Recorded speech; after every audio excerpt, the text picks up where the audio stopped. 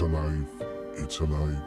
Wait, hold on. Something's not right. I'm running diagnostics on this org and the heartbeat's wrong. The data is flowing. Automations are firing. But there is no browser open. Nobody's clicking anything. Who's running the thing? Frankie, nobody's clicking, Frankie. That's the point. Nobody's clicking? I built my entire career on clicking. Setup menu, gear icon, new button. That's my bread and butter. Yeah, well, that's changing. We are talking about Salesforce Headless 360 today. Welcome to the episode 1 of the Franken Org. Headless 360? Sounds like something that would happen to me in a lab accident.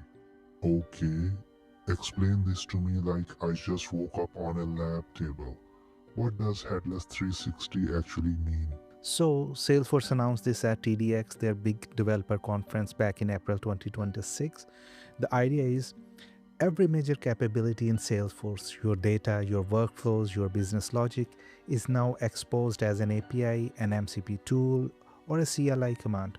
So agents and developers can act directly on your org without ever opening the browser UI. Wait, no browser? No clicking through the setup? No little gear icon? Nope, the browser becomes just one surface among many. Instead, you have got things like MCP, Model Context Protocol, which is basically a standard way for AI tools like Claude or ChatGPT to discover and call Salesforce capabilities directly. So instead of me clicking around setup for 2 hours, an agent just reaches in and does it? Pretty much, Salesforce's own framing is human used to be the only one navigating the platform through screens. Now agents navigate it too. And agents don't click, they call API and invoke tools. That's either the best day of my career or the last one. So if there is no browser, what is there? Give me the actual parts on the table. So there are three main pillars. First, build any way you want. Salesforce shipped over 60 new MCP tools and 30 plus coding skills. So coding agents like Cloud Code, Cursor, or Codex get live, direct access to your org, and agent can read your object model, generate an Apex class, write test coverage, and push it through your deployment pipeline. Same quality gate as if a human wrote it. So, if agent's basically a junior developer who never sleeps and never complains about Apex governor limit. Basically, the second pillar, the experience layer, sometimes called HXL. This lets you define a capability once and it renders natively whenever it is called. Slack, a mobile card, ChatGPT, voice, WhatsApp, and you are not rebuilding a UI for every channel anymore. So instead of building a new face for every occasion, you build one brain to face translator and it works everywhere? Exactly. And the third, there is a whole CLI layer too. The SF command line lets you script and automate things headlessly, which is a huge for DevOps pipeline. Deploying, running tests, all of that can happen through natural language or scripted commands instead of clicking through screens. 3 ways in: MCP tools, the experience layer, and CLI commands. No wonder why they call it 360.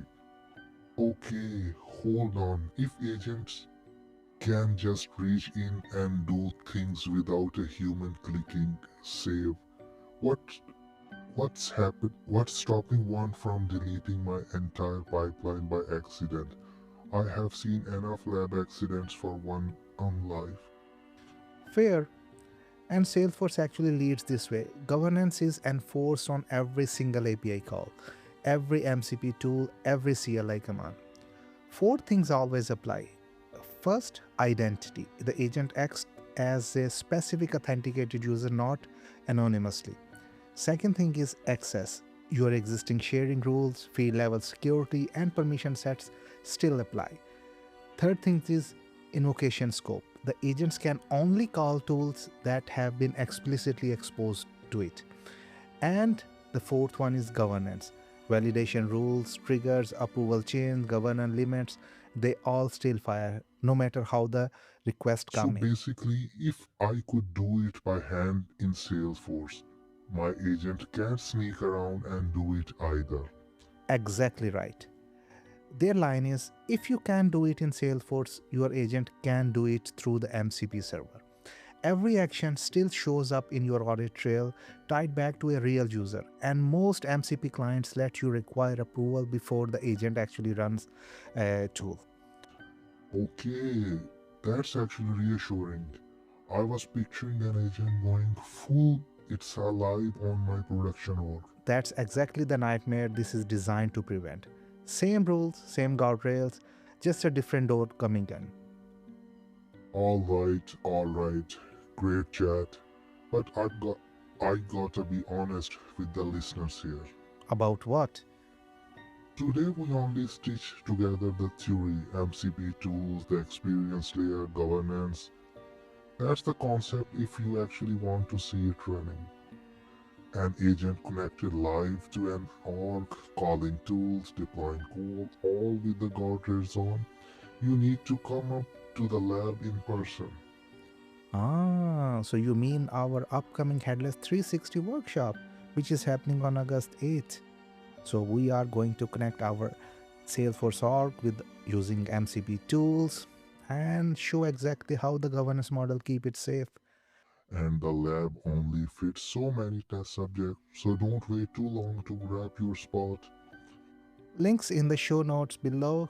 Come see the full picture. Until next time, it's alive. Barely